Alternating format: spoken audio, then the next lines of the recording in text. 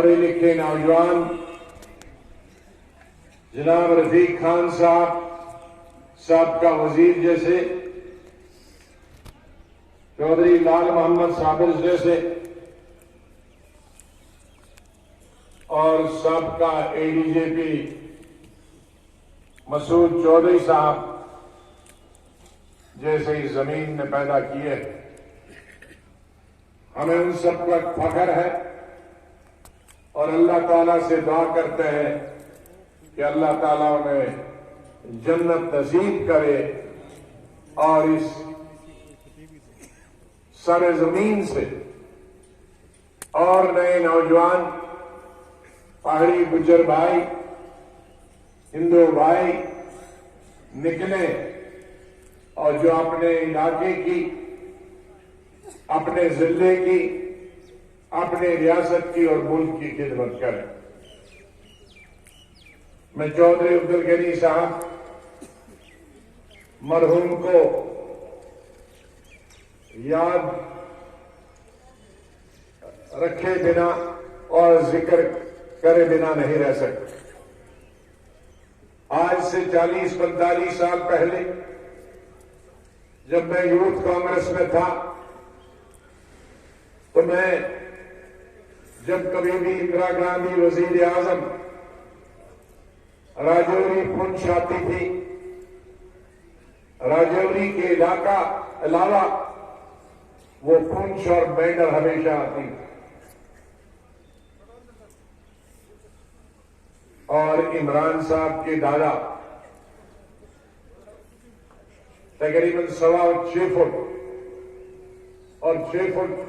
3 foot ऊपर पगड़ी, वो पहले वाहिद आदमी देखे हैं मैंने हिंदुस्तान में जो इंदिरा गांधी को नीचे से स्टेज पर हाथ डालते और अभी वो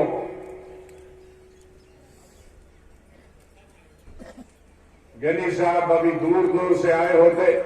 तो इंदिरा गांधी स्टेज से ही बोलती थी, गनी साहब जल्दी करो, मैं आपके हार का इंतजार कर रही हूं, यहां माला डालो।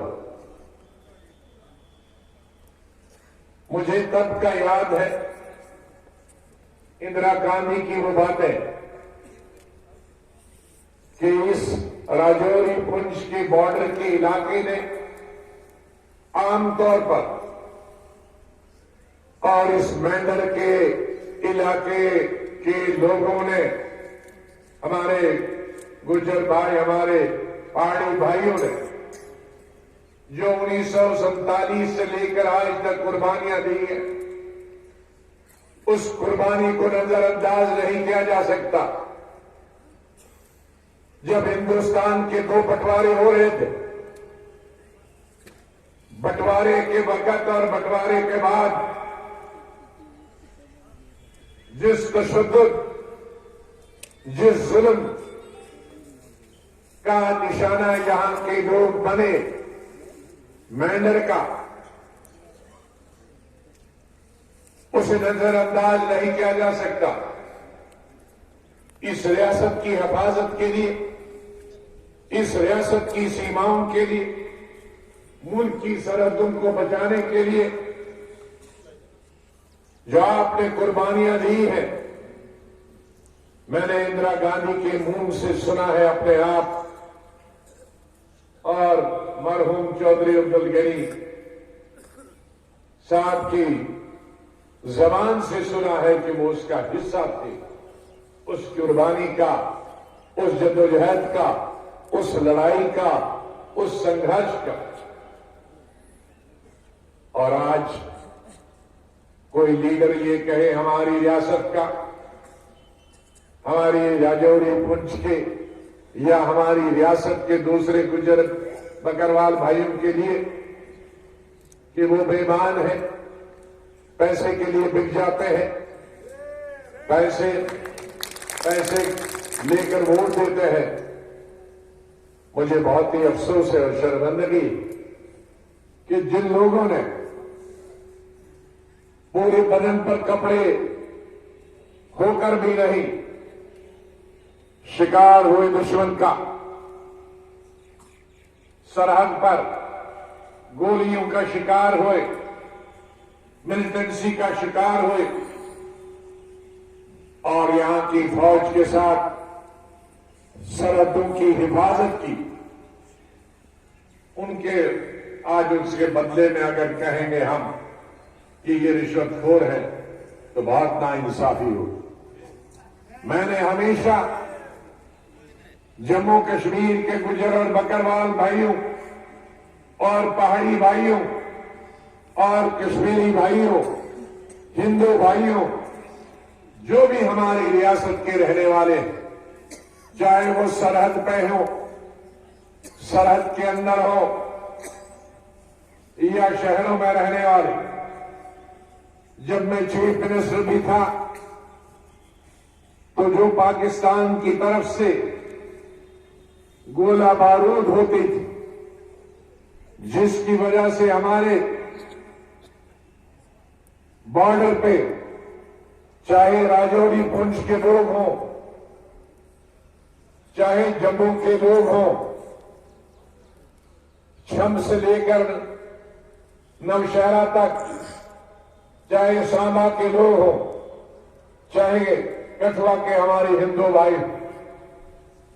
ये इस गोला बारूद का शिकार हो। आज से नहीं, 47 से हुए बॉर्डर पर रहने वाले हमारे हिंदू भाई, जम्मू, कठुआ, सांबा और हमारे मुसलमान भाई, गुज्जर भाई, पहाड़ी भाई, राजौरी और पुंछ की सरहदों पर रहने वाले तब से उसका मुकाबला कर रहे। 1962 में लड़ाई हुई, तब भी इन्होंने अपने मुल्क की सरहदों की हिफाजत की। 1971 में लड़ाई हुई, तब भी आपने सरहदों की हिफाजत की। रियासत और मुल्क के लोगों की फौज के साथ मिलकर, बॉर्डर सिक्योरिटी के लोगों के साथ मिलकर, आर्मी के लोगों के साथ मिलकर और कभी कभी अकेले ही आपने उस का मुकाबला किया। और कभी कभी गलती से, जैसे अभी कुछ महीने पहले 5 लोगों को हमारे ही फौज की गलती से 5 लोग मारे गए, तो दोनों तरफ से यहां के लोगों को मार पड़ी। इसलिए सरहद पर रहने वाले, चाहे गुज्जर हो, बकरवाल हो, चाहे पहाड़ी हो या जम्मू, कठुआ और सांबा के हमारे हिंदू भाइयों, पूरा देश आपको सलाम करता है और आपका हमेशा हमेशा के लिए मरहूम मिन्नत रहेगा। इसलिए आपकी कदर करना, आपकी इज्जत करना, ये हमारा फर्ज है। और आपकी हिंदू और मुसलमान और गुज्जर और पहाड़ी भाइयों की जो बेइज्जती करता है, वो मुल्क की सरहदों की बेइज्जती करता है, वो रियासत और हिंदुस्तान की बेइज्जती करता है।